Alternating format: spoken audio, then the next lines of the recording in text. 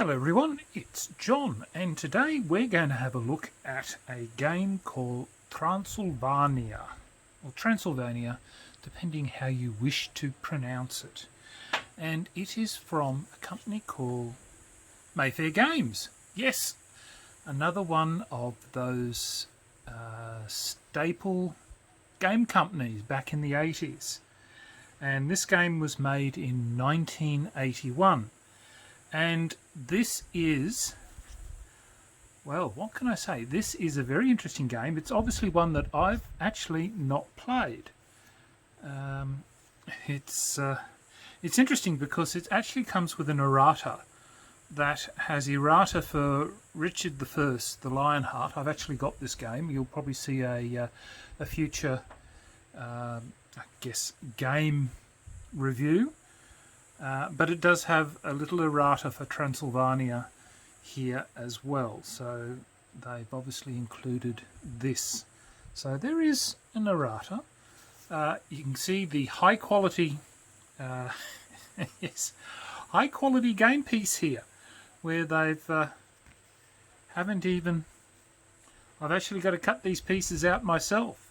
So the blue are the villagers, the black and red are for the what are the black and red for? The black and red are for the vampires and for the creatures. So obviously for the bats and that. So wonder which one's supposed to represent the vampire. I'm not too sure. Maybe the vampires. Yeah, maybe the vampires are the 312. Are the 312? Yeah, 312 are the vampires. So, yes, very, as I said, I've yet to actually play the game. But it's there. I've been looking at it for a very long time, and I've been debating whether or not. I'm actually thinking I might actually mount this on maybe some, on maybe another 2mm thick cardboard and then cut this out so that it's a bit thicker.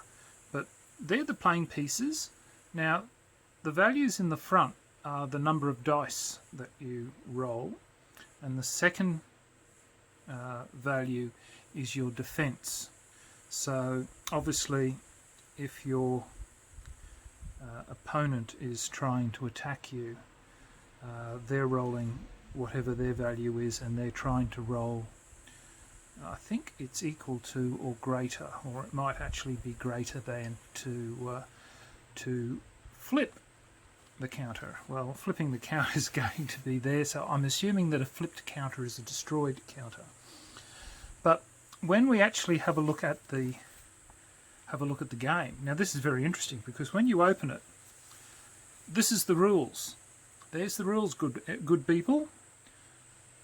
That's it, an A4 page. So you have, again, standard for the time, table of contents, introduction. Once again, it's all numbered, standard. Once again, I love that. Of course, today's children don't particularly like it, but again, I do like it very much. And so we've got the game components, which obviously not a hell of a lot. The one thing I couldn't find was it didn't tell us what dice we're using. So I'm assuming that we're using die 6s, which were the standard go-to dice for all war games and board games for the day. So yeah, there's a few small issues, shall we say, when I was having a quick look at the rules. So there's production.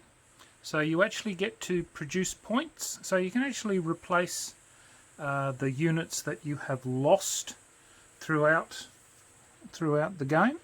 So yeah, so there's the rules.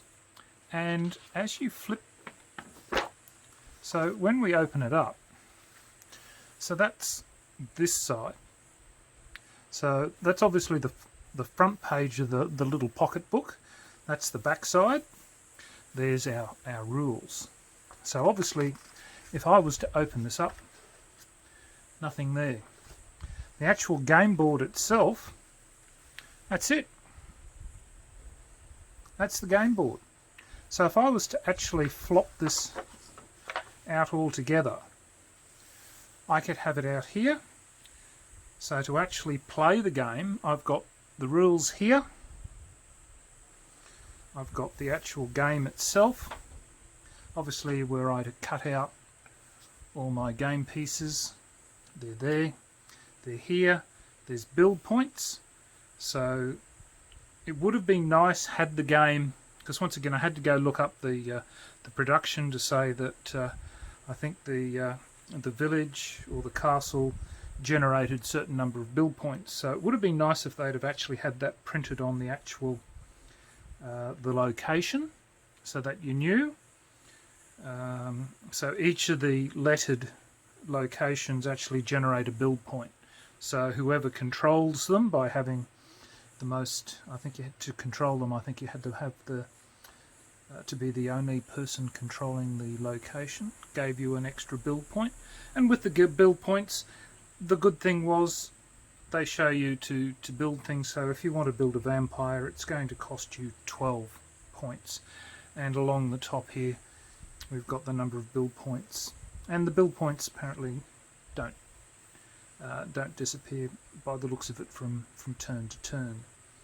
And that's so the setup shows where your pieces start. And yeah, it's a fairly simple and easy to play game.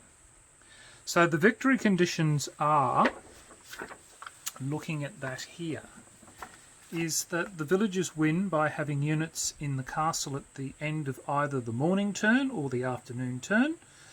The creatures win, so that's obviously the bad guys, win by having units in the village at the end of the morning, afternoon or night turns. And a village can be considered occupied if the last occupying unit was a vampire.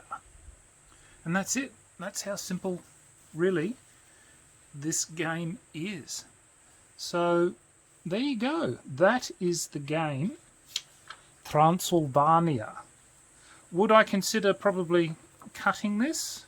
I don't know. I don't think I would, to be honest. I think I'd probably leave it as it is. I'd obviously, I think I would cut the game pieces up, mount them on some thicker cardboard so that they're easier to pick up.